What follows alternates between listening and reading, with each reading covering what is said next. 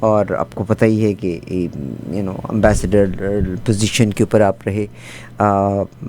ظاہر ہے coded language کو جانتے بھی ہیں. کرامت اللہ غوری صاحب، سر میں آپ کو خوش آمدید کہتی ہوں. السلام علیکم سر. وعلیکم السلام. بہت شکریہ سر آپ کے تشریف لانے کا. ریسنٹلی پاکستان کے حوالے سے 2-4 خبریں بڑی گرما گرم ہیں جن کو میں آپ کے ساتھ شیئر کرنا چاہتی ہوں. ایک خبر جو ہے یقیناً انٹرنیشنل، آج بی بی سی نے اس نیوز کو ضرور اٹھایا، میں اس خبر کو ایک کور کروں گی، جس میں جناب مولانا فضل الرحمان صاحب کا متنازع بیان اور تنقید، اور انہوں نے عوام کو لشکر بنانے کا کہا، جس میں انہوں نے بنگلہ دیش کا بھی ذکر کیا اور جماعت اسلامی کا بھی ذکر کیا، اور انہوں نے یہ بھی کہا کہ اگر وہ 71 میں نہ کہا ہوتا پاکستان کی فوج نے بنگلہ دیش کے لوگوں کو، تو وہ نفرت آج تک نہ ہوتی. اب بھی جماعت اسلامی کے جو ممبران ہیں ان کو وہ اسیسینیٹ کیا جا رہا ہے. دوسری خبر پاکستان سے متعلق ہی جو فن ٹریک کی ہے، آئی ایم ایف سے متعلق جو ہے، اس کے بارے میں کیا فرمائیں گے؟ ایک اور اہم خبر یہ ہے بھی وہ ایرانی وزیر داخلہ کا دورہ پاکستان. وہ اسلام آباد پہنچے ہیں اور انہوں نے وہاں اپنے ہم منصب محسن نقوی سے ملاقات کی ہے، اور وزیر اعظم شہباز شریف سے بھی ملاقات کی ہے، اور سب سے بڑھ کر ہمارے جو چیف آف آرمی اسٹاف ہیں ان سے بھی ملاقات کی ہے. تو اس دورے کو بہت اہمیت دی جا رہی ہے، اس لیے کہ گزشتہ 10 روز سے، بلکہ آج 11واں دن ہو گیا، امریکہ نے جو ایران کے خلاف بمباری کا سلسلہ شروع کیا انفراسٹرکچر کو وہ تاحال جاری ہے. اور ایسے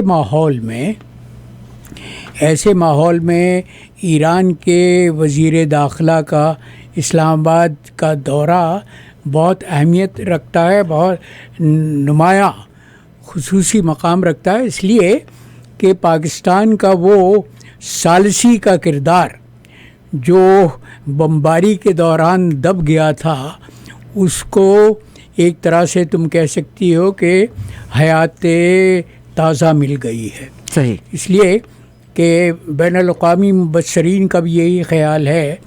اور آج ٹرمپ نے وائٹ ہاؤس میں لبنان کے صدر کا استقبال کرتے ہوئے جو کلمات پریس کے سامنے ادا کیے، انہوں نے اس بات کو خاص طور پہ اہمیت دی کہ ایران بقول ان کے اب بھی اس ماحول میں بھی مذاکرات پر مصر ہے، بلکہ ان کے قول کے مطابق ایران پر جو انہوں نے تباہی مچائی ہے، جو ایران پر بمباری کا سلسلہ شروع کیا ہے، اس نے ایران کو تہس نہس کر دیا گیا. اور یہ تو ٹرمپ کا انداز تم جانتی ہو کہ وہ ہمیشہ مبالغہ سے کام لیتے ہیں اور اپنی قوت کو بڑھا چڑھا کے پیش کرتے ہیں. لیکن ان کا یہ کہنا کہ ایران مذاکرات کے لیے امریکہ کے ساتھ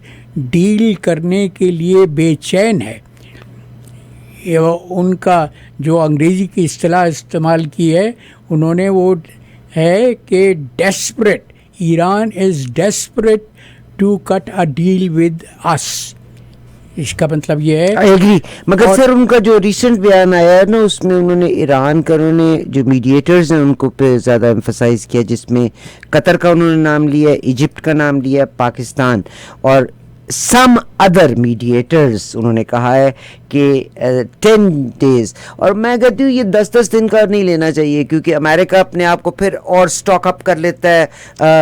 اس سے امریکہ ذاتی طور پر بھی نہ جائے ماندن نہ پائے رفتن والی چچندر کو منہ میں لے کے بیٹھا. مسئلہ یہ ہے بی کہ یہ وہ صورتحال ہے جس میں امریکہ کے پاؤں دلدل میں دھسے ہوئے ہیں. یہ 10 دن کا بیل آؤٹ پیکج تو نہیں، دلدل سے نکلنے چاہتا ہے. لیکن ٹرمپ کا مسئلہ کیا ہے؟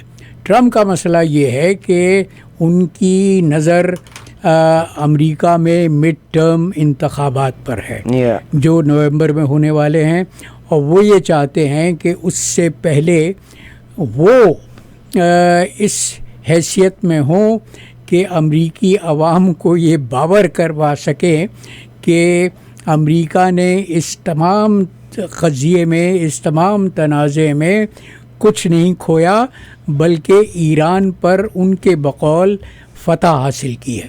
تو یہ فتح کو نمایاں کرنے کے لیے وہ بے چین ہیں اور اس کے لیے تمام ذرائع استعمال کر رہے ہیں، اور پاکستان کا کردار ایک بار پھر سازش کے طور پر ابھر کے آیا ہے۔ اور لیکن میں ہمیشہ سے کہتا رہا ہوں کہ ہماری حیثیت صرف ایک پیغام رساں کی ہے۔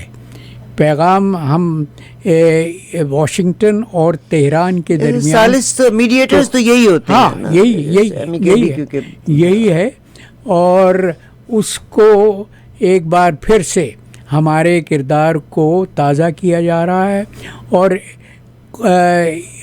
ٹرمپ کے قول کو ایک اس طرح سے تقویت ملتی ہے کہ ایران نے ایسے پس منظر میں، ایسے حالات میں، ایسے بحرانی کیفیت میں اپنے وزیر داخلہ کو اسلام آباد بھجوایا ہے، اور وہ یقیناً کوئی پیغام لے کے گئے ہوں گے، اور وہ پیغام پاکستان کے ذریعے سے واشنگٹن تک اور ٹرمپ تک پہنچ جائے۔ صحیح سر، کیونکہ بہت ساری چیزوں کو ہم نے کور کرنا ہے۔ ایک میں آج یہاں کی ایک اخبار ہے اس کے بیچ میں پڑھ رہی تھی، ڈونلڈ ٹرمپ صاحب نے کینیڈا کے اوپر ٹیرفس بڑھانے کا، بلکہ اور ممالک میں بھی ٹیرف بڑھانے کے بارے میں سوچ رہے ہیں۔ انہوں نے کہا کہ دھواں جو ہے نا یہ یہاں پہ آ رہا ہے۔ تو آج ایک لیٹر تھا اس کا کہ اگر امریکہ کینیڈا کے جنگلاتی آگ کے دھوئیں پر ٹیرف لگانے کی بات کرتا ہے تو دنیا کو بھی امریکہ پر ٹیرف لگانے چاہیے، کیونکہ صدر ٹرمپ کی ماحولیاتی پالیسی امریکہ کو دنیا میں سب سے بڑے انوائرمنٹل ہیزرڈ ہے امریکہ سے۔ ٹرمپ کی کینیڈا دشمنی تو اس حد تک پہنچی ہوئی ہے، تمہیں معلوم ہوگا کہ کینیڈا نے اپنے خرچے سے وہ نیا پل بنایا ہے جو فرینڈ شپ برج کہلاتا ہے، جو ونڈزر اور امریکہ کو ملاتا ہے، کہ مشیگن کو ملاتا ہے، ڈیٹرائٹ کو ملاتا ہے۔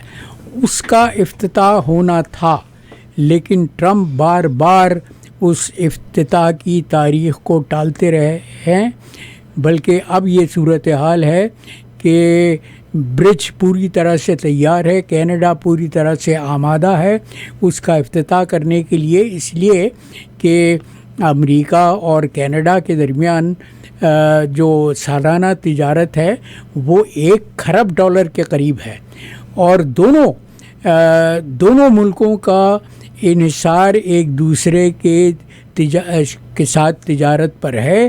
لیکن ٹرمپ مستقل کینیڈا کو آج بھی دھمکیاں دیتے رہتے ہیں۔ انہوں نے یہ جو انتہائی مذاق خیز بات کی ہے کہ کینیڈا کے جو جنگلات کا دھواں جو آگ لگی ہوئی ہے اس کا دھواں امریکہ میں جا رہا ہے، اس لیے کینیڈا پر ٹیرف لگایا۔ ٹھیک سر، لگانے کا آپ نے گورڈی ہاؤ برج کی آپ نے بات کی ہے، تو آج یہ بھی لیٹر کے بیچ میں یہاں کے اخبار کا ایک لیٹر پڑھ رہی تھی، ایڈیٹر کی ڈاک پڑھ رہی تھی، جس میں انہوں نے یہ کہا ہے کہ کینیڈین گورنمنٹ کا جو بھی پیکٹ ہو رہا ہے ان کو عام آدمیوں کو اس کے بارے میں بتانا چاہیے۔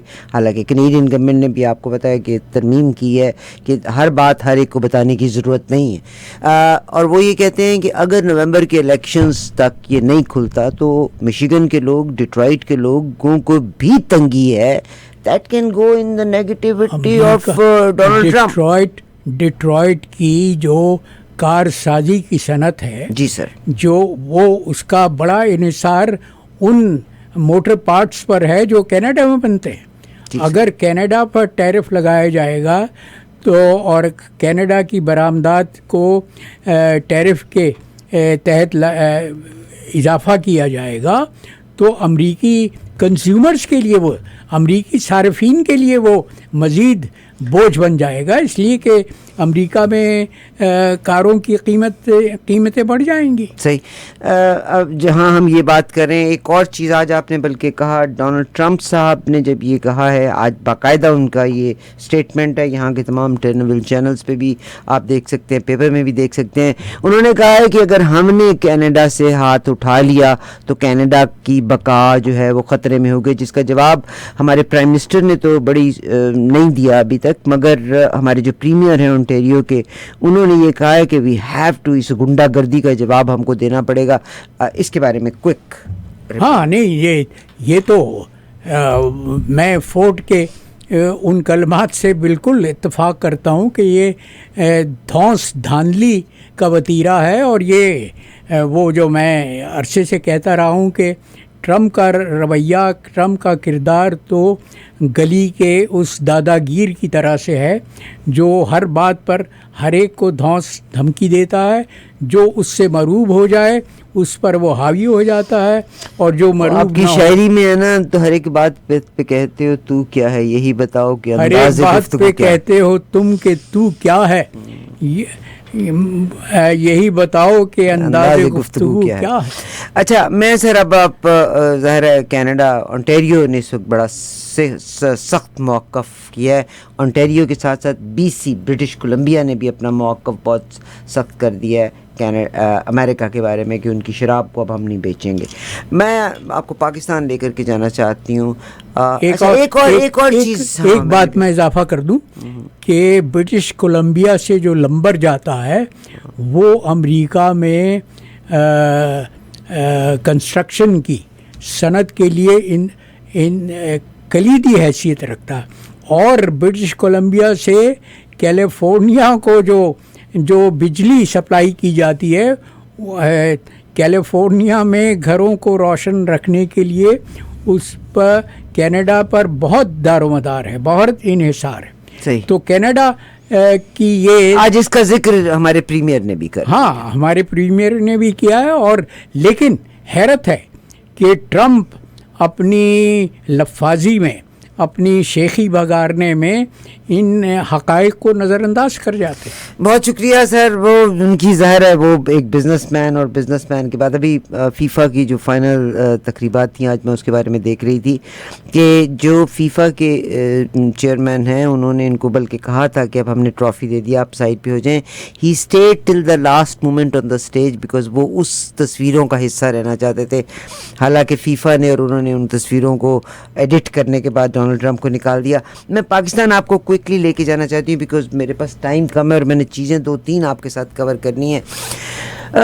क्या हुआ कि मौलाना फजल रहमान साहब ने एक बयान दिया। ये वही मौलाना फजल रहमान साहब हैं जो 26वीं और 27वीं तरमीम में बड़ा रात के 12-1 बजे भी आ गए थे, और यानी he was always there to facilitate.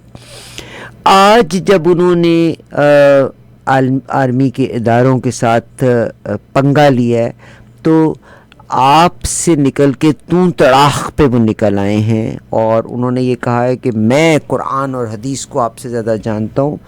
मगर उन्होंने एक्नॉलेज किया है आम फ़ौजी को, और उन्होंने कहा हम उनकी शहादतों का एतराफ़ करते हैं, मगर ये जो आप कहते हो कि अवाम हो जाए, खड़ी हो जाए तो, या वो जंग लड़े, तो ये आप वो 71 की उन्होंने याद दिलाई। क्या हो गया है कि एकदम से इतने इंतहाई बयानात देना शुरू कर दिए? वो मौलाना सियासत में तिजारत के कायल हैं। देखो उनको कुछ चाहिए। मौलाना के मुताल्लिक आम ख्याल ये है, और मैंने मौलाना को बहुत करीब से देखा है इसलिए कि वो जब बेनज़ीर की हुकूमत में सेनेट की जो कश्मीर कमेटी थी उसके चेयरमैन थे, और नहीं उससे पहले तक तो वो ये कहते थे कि औरत की हुक्मरानी नहीं होनी चाहिए। नहीं, वो हुक्मरानी की मुखालफत करते थे, लेकिन बेनज़ीर ने जब उनको सेनेट की कश्मीर कमेटी का चेयरमैन बनाया तो वो कायल हो गए। तो मौलाना की शोहरत तो ये है कि मौलाना गिरगिट की तरह से अपना रंग बदलते रहते हैं, और मौलाना वो जो मैंने कहा कि सियासत को اپنی دکان چمکانے کے لیے، اپنی تجارت کو فروغ دینے کے لیے استعمال کرتے آئے ہیں۔ اب بھی ان کا مسئلہ یہ ہے کہ ان کو اہمیت دی جائے اور ان کی حیثیت کو تسلیم کیا جائے، اس لیے انہوں نے یہ بیان دیا ہے، جس پر پاکستان کے نیوز میڈیا میں بہت تنقید ہو رہی ہے، بہت بحث ہو رہی ہے، بہت طنز کے تیر ان پر برسائے جا رہے ہیں۔ لیکن مولانا نے ایک بات صحیح کہی، مولانا نے ایک بات یہ، جو الزام ان پہ لگایا گیا تھا کہ وہ عوام کا لشکر بنانا چاہتے ہیں، تو انہوں نے حکمرانوں کو اور ہمارے عسکری طالع اعظموں کو یہ یاد دلایا ہے کہ 1971 میں جب مشرقی پاکستان کا قضیہ اپنے عروج پر تھا، تو فوج کی شہ پر جماعت اسلامی نے اپنے لشکر تیار کیے تھے، جس کی بنیاد پر آج تک جماعت اسلامی کی مخالفت بنگلہ دیش میں جاری ہے، اور اسی لیے انہوں نے، مولانا نے یہ صاف تردید کی ہے اس خبر کی کہ مولانا عوامی لشکر بنانا چاہتے ہیں۔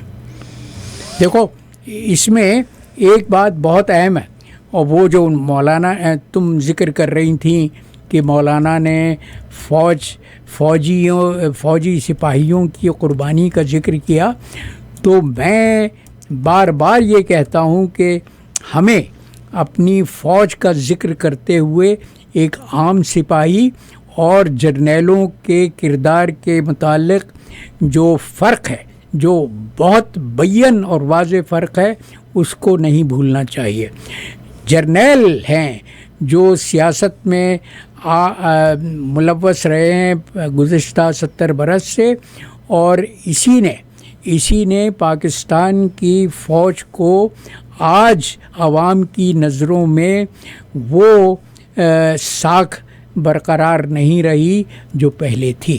پہلے تو ہمارے عوام فوج کا ایک طرح سے پرستش کرتے تھے، آج وہ احترام، وہ وقار، وہ ساکھ ختم ہو گئی۔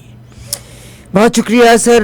میں یہ کہتی ہوں، اگر میری بات آپ کو اچھی نہیں لگے تو بری بات ہے، بٹ مجھے 2 باتیں بڑی ضروری آپ سے کرنی ہیں۔ پاکستانی قوم کا جو مورل فائبر ہے، اس وقت دنیا جہان کے اخباروں میں ایک خبر گردش کر رہی ہے، میں اس خبر کی طرف آپ کو لے کے جانا چاہتی ہوں، اور جناب کرامت اللہ قاری صاحب آپ کے نوٹس میں ضرور آئی ہوگی کہ پاکستان کے ناردرن ایریاز میں ایک فرینچ عورت جس کو 12 سال تک اس آدمی نے اپنے گھر میں مقید رکھا، اس 12 سال کے بیچ میں اس عورت کے ہاں 4 بچے پیدا ہوئے۔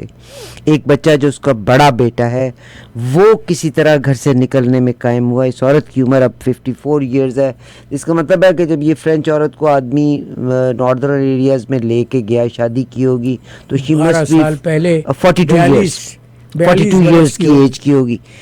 اب پوری دنیا کے اخبار اس عورت کو کور کر رہے ہیں کہ پولیس، وہ عورت اگین یہاں پہ بھی زبردستی بیان لے لیا ہوگا کہ بھی پاکستان کی پولیس کا بہت، بہرحال اس کے بیٹے نے جب نشاندہی کی تو اس عورت کو چھڑوا تو لیا گیا۔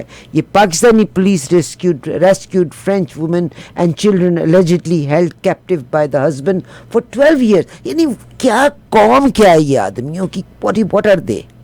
بی بی یہ And this is very common sir۔ یہ اخلاق سے گری ہوئی حرکتیں دنیا بھر ہم لیڈر کو تو برا کہتے ہیں، عوام کون سی اچھی ہے؟ نہیں، عوام کا کردار ہی تو زوال کا شکار ہے، جو ایسے حکمرانوں کو وہ اپنی قیادت کے لیے سر وہ اس کو میں بڑی معذرت کے ساتھ، ہم یہ تو قرآن کے بارے میں بالکل ہے کہ جیسی قومیں انہی میں سے لیڈر اٹھنا ہے نا، یقیناً لوگ ووٹ دیتے ہیں وہ بعد کی بات ہے۔ تو جیسا میرا کریکٹر، آپ کا کریکٹر، لیڈر بھی اسی طرح کے ہی آنے ہیں۔ پر آئی فیل سیڈ کہ آپ نے ایک طرف ہم کریڈٹ لیتے ہیں کہ اسلام کے بیچ میں عورت کے رائٹس ہیں، ایک طرف یہ جو فنیٹکس ہیں یہ اپنی عورتوں کو گھر کے بیچ میں مقید کر کے اس عورت کو کہتے ہیں اس کی زچگی بچگی کیسے ہوئی، اس کی علاج کیسے ہوتا تھا۔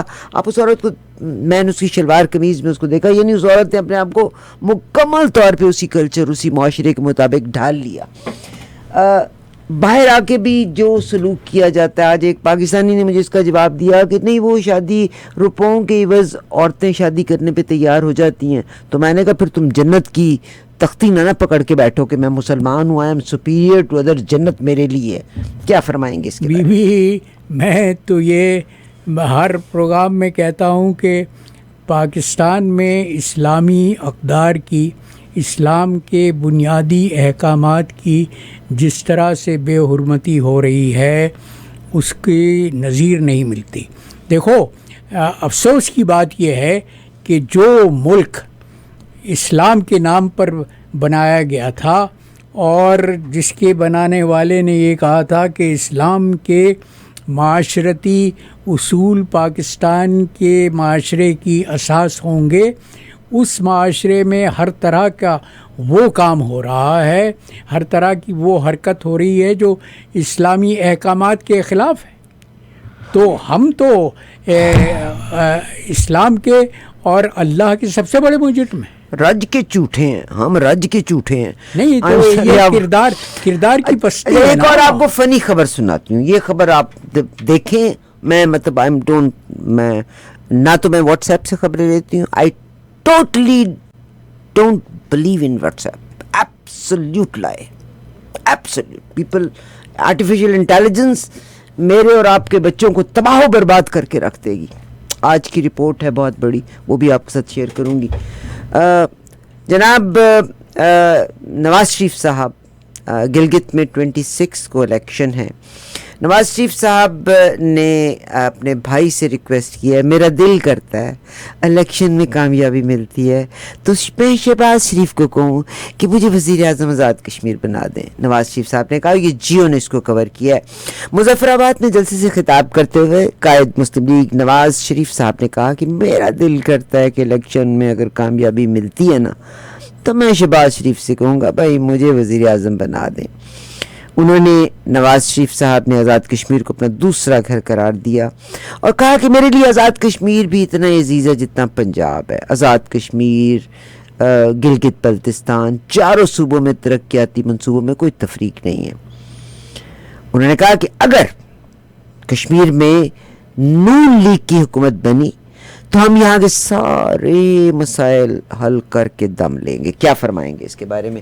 کیا معصومانہ خواہش ہے, میرا دل کرتا ہے الیکشن میں کامیابی ملتی ہے تو شہباز شریف سے کہوں کہ مجھے وزیر اعظم آزاد کشمیر بنا دیں. جو جسے کرسی کی عادت پڑ چکی ہو, کرسی کی لت لگ چکی ہو, وہ کرسی کے بغیر رہ نہیں سکتا.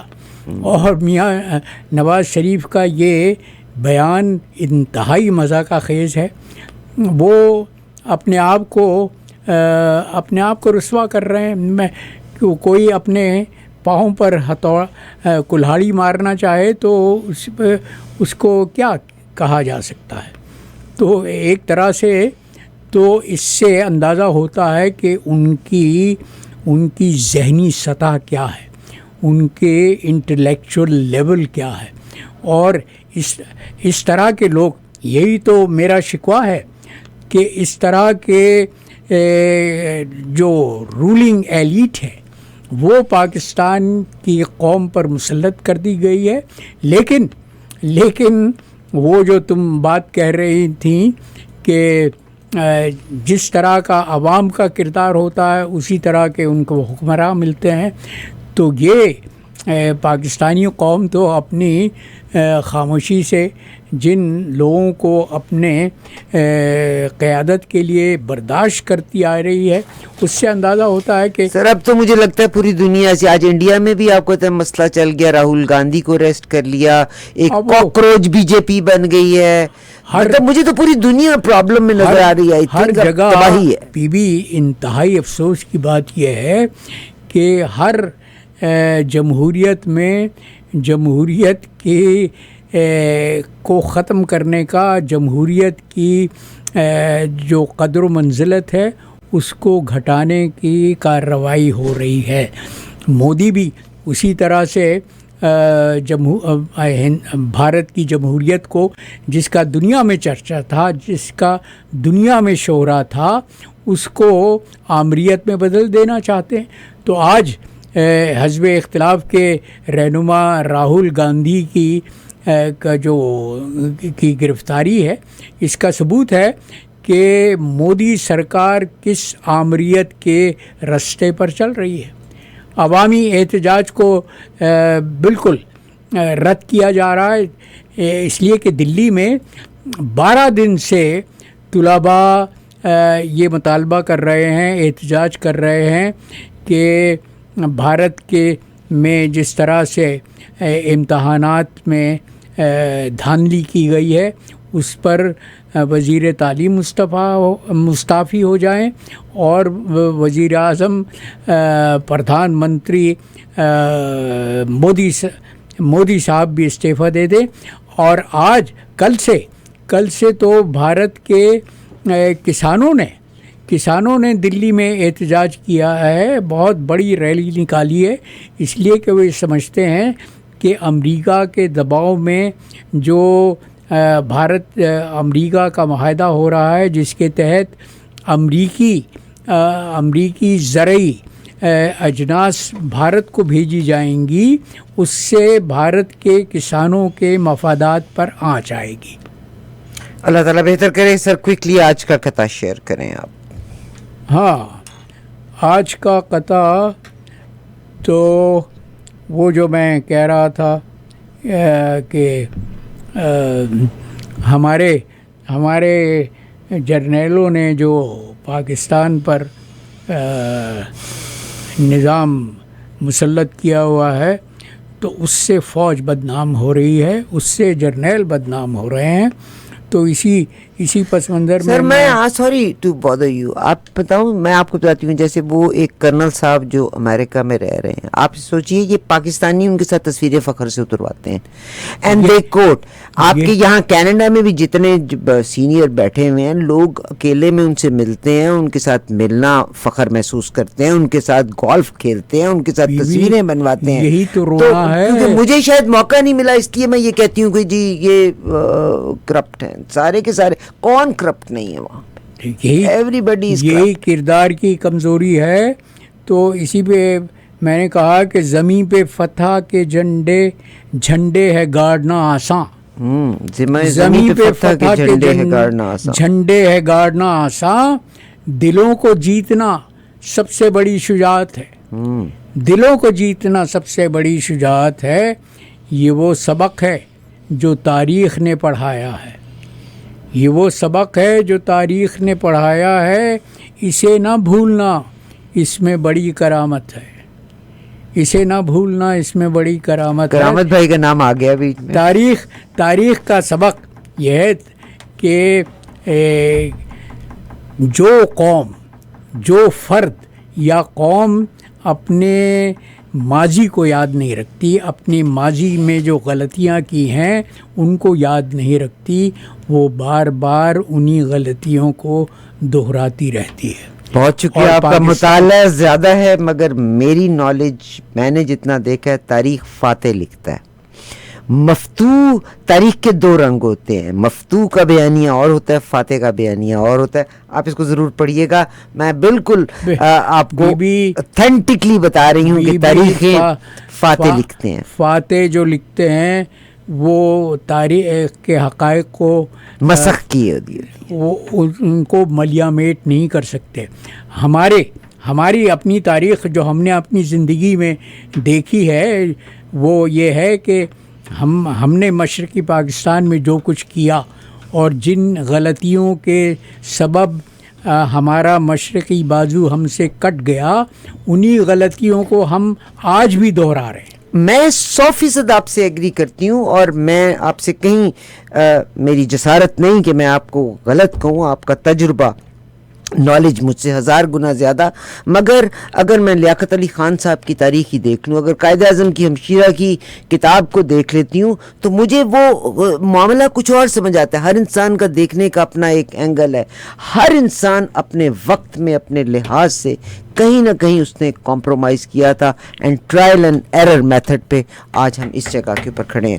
بہت شکریہ۔ ایک بڑی پیاری سی پوئم ہے جس کو میں شیئر کرتی ہوں۔ خدا ہم کو ایسی خدائی نہ دے کہ اپنا سوا کچھ کہ دکھائی اپنے نہ دے، سوا کچھ دکھائی نہ دے. خطاوار سمجھے گی دنیا تجھے، اب اتنی زیادہ صفائی نہ دے، ہنسو آج اتنا کہ اس شور میں صدا سسکیوں کی سنائی نہ دے. خدا ایسے احساس کا نام ہے، خدا ایسے احساس کا نام ہے، رہے سامنے اور دکھائی نہ دے، مگر اس کے لیے تیسری آنکھ کی ضرورت ہے. سر بہت شکریہ آپ کا، بہت شکریہ. بصیرت ہونی چاہیے خدا کو پہچاننے کے لیے. انشاءاللہ بہت شکریہ کرامت اللہ قاری صاحب.